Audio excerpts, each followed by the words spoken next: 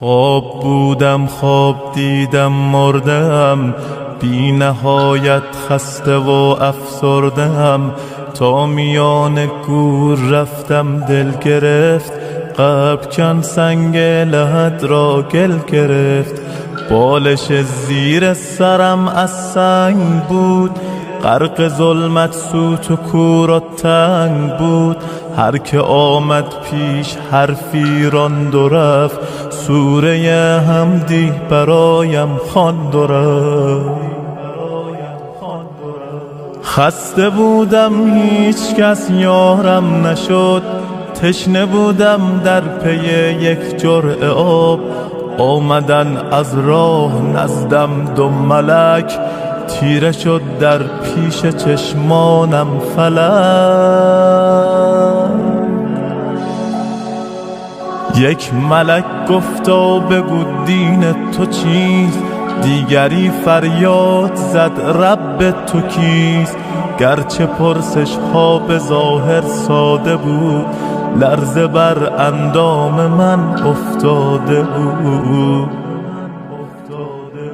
چهره ام از شرم می شد سرخ و زرد، بار دیگر بر سرم فریاد کرد. در میان عمر خود کن جستجو، کارهای نیک و زشتت را بگو. هرچه می کردم به اعمالم نگاه، بر زبان آوردنش دشوار بود. چاره ای جز لب فرو بستن نبود، گرز آتش بر سرم آمد فرو. چون ملائک ناامید از من شدن، حرف آخر را چنین با من زدن. عمر خود را ای جوان کردی تباه، نامه اعمال تو باشد سیاه.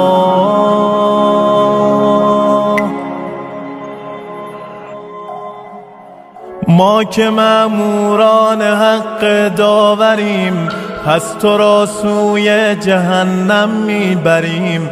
ناامید از هر کجا و دل فکار، میکشیدندم به خفت سوی نار.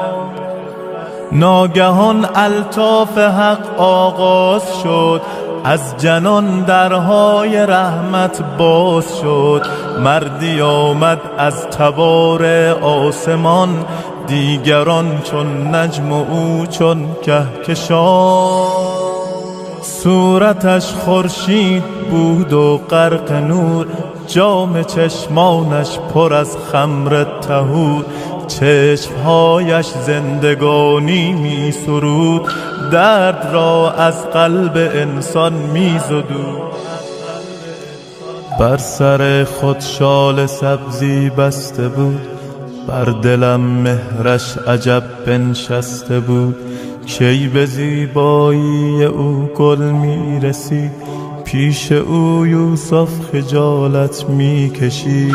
دو ملک سر را به زیر انداختن، بال خود را فرش راهش ساختن.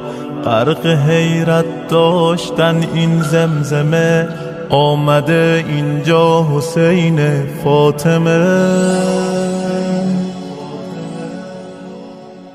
صاحب روز قیامت آمده، گوییا بهر شفاعت آمده. سوی من آمد مرا شرمنده کرد، مهربانانه به رویم خنده کرد. گشتم از خود بی خود از بوی حسین، من کجا و دیدن روی حسین.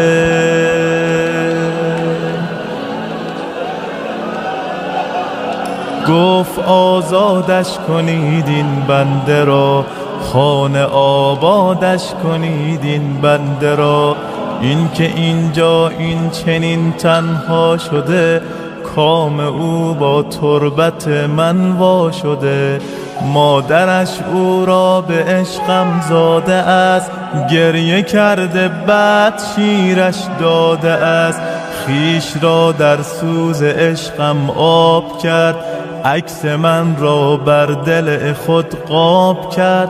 بارها بر من محبت کرده است، سینه‌اش را وقف هیئت کرده است.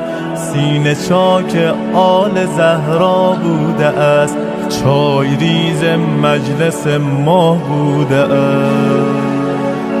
اسم من راز و نیازش بوده است، تربتم مهر نمازش بوده است. پرچم من را به دوشش می کشید، پا برهنه در عزایم می دوید.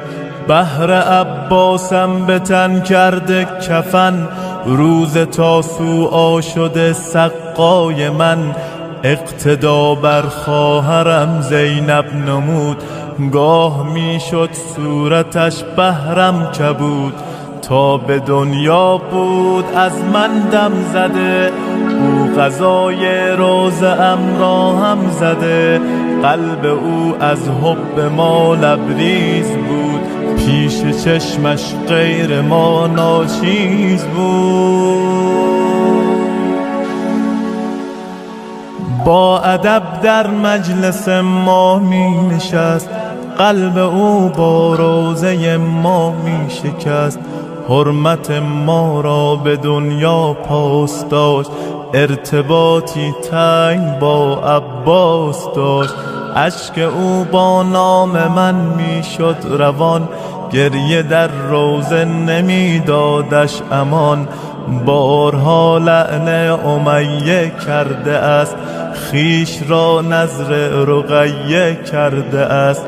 گریه کرده چون برای اکبرم، با خود او را نزد زهرا می برم. هرچه باشد او برایم بنده است، او بسوزد صاحبش شرمنده است. در مرامم نیست او تنها شود، باعث خوشحالی اعدا شود. سختی جان کندن و هول جواب، بس بود بهرش به عنوان عقاب. در قیامت عطر و بویش می دهم، پیش مردم آبرویش می دهم. تقدیم به ساعت مقدس حضرت ولی از حجت ابن الحسن علیه السلام.